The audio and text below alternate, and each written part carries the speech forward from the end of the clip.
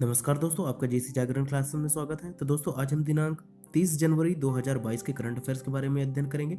तो दोस्तों आशा करता हूं कि मेरे द्वारा जो भी एक्स्ट्रा फैक्ट बताए जाते हैं एवं दोस्तों जो भी मेरे द्वारा करंट अफेयर्स एवं पुराने करंट अफेयर्स बताए जाते हैं उसे आप नोट डाउन करते हुए चल रहे होंगे एवं उनका रिविजन आप प्रॉपरली कर रहे होंगे। तो दोस्तों इस वीडियो को शुरू करने से पहले अगर आपने से किसी ने इस चैनल को सब्सक्राइब नहीं किया तो सबसे पहले सब्सक्राइब करें एवं दोस्तों इस वीडियो को आप शुरू से लेकर लास्ट तक देखिएगा। तो दोस्तों चलिए हम शुरू करते हैं। हमारा पहला क्वेश्चन है, हाल ही में भारत सरकार ने किसे मुख्य आर्थिक सलाहकार नियुक्त किया है? तो दोस्तों आपके ऑप्शंस हैं पुष्प कुमार जोशी, अनंत नागेश्वर, विनोदानंद झा, इनमें से कोई नहीं। तो दोस्तों इसका सही आंसर है हमारा बी नंबर, अनंत नागेश्वर। दोस्तों अनंत नागेश्वर के अलावा दोस्तों जो भी ये सब दिए गए हैं ये भी किसी न किसी के अभी हाल ही में एमडी एवं अध्यक्ष नियुक्त किए गए हैं। तो आइए पढ़ते हैं। ये जो पुष्प कुमार जोशी हैं उन्हें अभी हाल ही में एचपीसीएल का दोस्तों अध्यक्ष नियुक्त किया गया है। ठीक है दोस्तों। इन दोस्तों ये जो विनोदानंद झा हैं इन्हें अभी हाल ही में पीएमएलए का निर्णायक प्राधिकरण का अध्यक्ष चुना गया है। ठीक है दोस्तों, किसे? विनोदानंद झा को। एवं पुष्प कुमार जोशी को दोस्तों एचपीसीएल का। ठीक है दोस्तों, एचपीसीएल का फुल फॉर्म क्या है दोस्तों? Hindustan petroleum corporation limited. ठीक है दोस्तों, आप इसे ध्यान रखिएगा, वो नोट डाउन करते हुए चलिएगा। आइए अगले क्वेश्चन में चलते हैं। हमारा अगला क्वेश्चन है, पुस्तक द $10 ट्रिलियन ड्रीम के लेखक कौन है? तो दोस्तों आपके ऑप्शन है रस्किन बॉन्ड, सुभाष गर्ग, सुवीरा प्रसाद, इनमें से कोई नहीं। तो दोस्तों इसका सही आंसर हमारा बी नंबर, सुभाष गर्ग। दोस्तों सुभाष गर्ग ने भारत की दोस्तों जो जीडीपी है वह $10 ट्रिलियन तक कैसे पहुंचाया जाए उसके बारे में दोस्तों इन्होंने लिखा हुआ है। ठीक दोस्तों, इसके अलावा अभी हाल ही में मैंने आपको काफी सारी चीजें बताई थी। रस्किन बॉन्ड की अभी दोस्तों अभी हाल ही में पुस्तक आई थी, उसका नाम क्या है दोस्तों? A little book of India. A little book of India. ये दोस्तों ध्यान रखिएगा कि सुबीरा प्रसाद हैं। सुबीरा प्रसाद की दोस्तों एक बुक आई है द एंजल ऑफ कैलाश।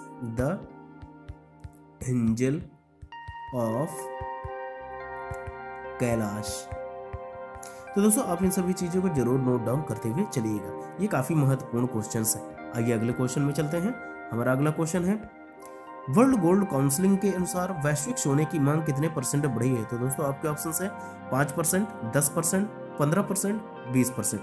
तो दोस्तों इसका सही आंसर है हमारा बी नंबर, 10%। दोस्तों वर्ल्ड गोल्ड काउंसिल जो है उसके अनुसार अभी हाल ही में गोल्ड की मांग जो है दोस्तों 10% बढ़कर 4021 टन हो गई है। ठीक है दोस्तों, आप इसे जरूर ध्यान रखिएगा। आइए अपने अगले क्वेश्चन में चलते हैं। दोस्तों ये उतना महत्वपूर्ण क्वेश्चन नहीं है तो आप इसे इग्नोर भी कर सकते हैं, लेकिन दोस्तों आप जाने रहिए, कम से कम डाटा थोड़ी आपको ध्यान में होना चाहिए। आइए अगले क्वेश्चन में चलते हैं। हाल ही में किस देश ने दुनिया के सबसे बड़े कैनाल लॉक का उद्घाटन किया है? तो दोस्तों आपके ऑप्शंस हैं श्रीलंका, नीदरलैंड, डेनमार्क, फ्रांस। तो दोस्तों इसका सही आंसर है हमारा बी नंबर, नीदरलैंड। दोस्तों हमारा जो पहला ऑप्शन है श्रीलंका। दोस्तों ध्यान रखिएगा कि ये जो कैनाल लॉक है उसके बारे में थोड़ी डिटेल जानकारी आपको दे दूं। दोस्तों यहाँ के जो नीदरलैंड के जो राजा हैं उनका नाम क्या है दोस्तों? Willem Alexander. क्या दोस्तों? Willem Alexander.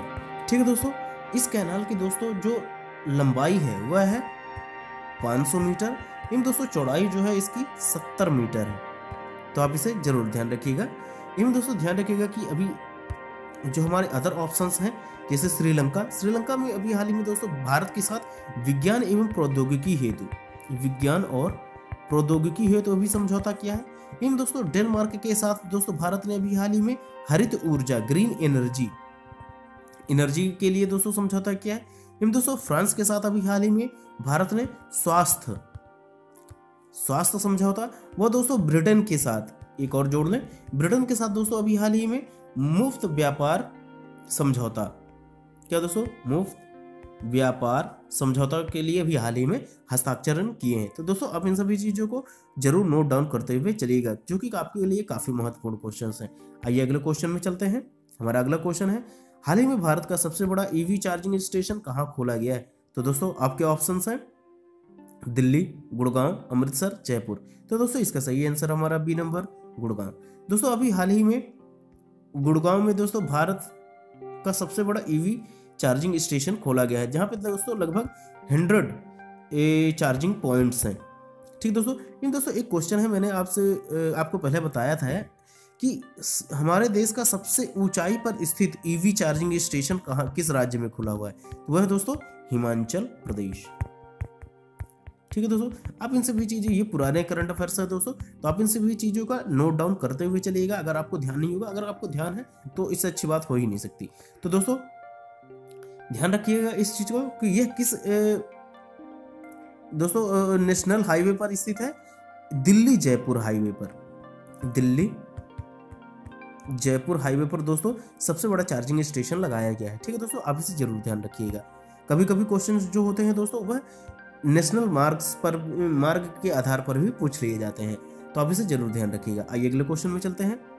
हाल ही में किस क्रिकेटर ने अपना पहला एलन बॉर्डर पदक जीता है? तो दोस्तों आपके ऑप्शंस हैं Mitchell Starc, Travis head, Aaron Finch, David Warner. तो दोस्तों इसका सही आंसर हमारा ए नंबर मिशेल स्टार्क, जो कि दोस्तों एक क्या है, ऑस्ट्रेलियाई गेंदबाज है। दोस्तों ये एलन बॉर्डर जो पदक दिए जाते हैं वह खासकर ऑस्ट्रेलियन प्लेयर्स के लिए ही दिए जाते हैं, तो आप इसे जरूर ध्यान रखिए। इस बार का एलन बॉर्डर पदक किसने जीता दोस्तों?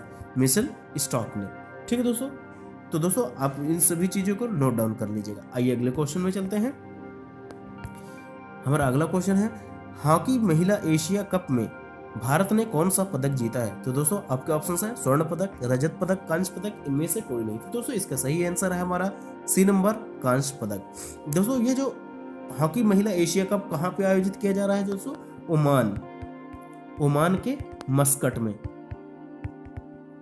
ठीक है दोस्तों, जिसमें दोस्तों जापान ने स्वर्ण पदक, हिम दोस्तों दक्षिण कोरिया ने दोस्तों कौन सा पदक जीता है? रजत पदक। वो दोस्तों भारत ने इसे कांस्य पदक जीता है। इन दोस्तों ध्यान रखिएगा कि महिला हॉकी जो एशिया कप है उसमें दोस्तों भारत ने 2 बार जीता है। ठीक है दोस्तों, आप इसे जरूर नोट डाउन कर लीजिएगा। आइए अगले क्वेश्चन में चलते हैं।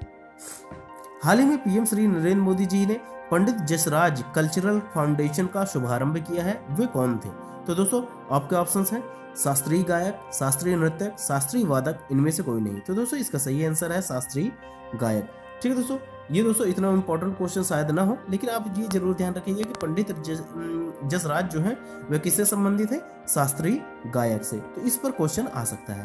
ठीक है दोस्तों, एवं दोस्तों ध्यान रखिएगा कि ये जो जसराज जी की यह 92वीं जयंती थी। इसके अवसर पर दोस्तों यह कल्चरल फाउंडेशन को खोला गया है। आइए अगले क्वेश्चन में चलते हैं।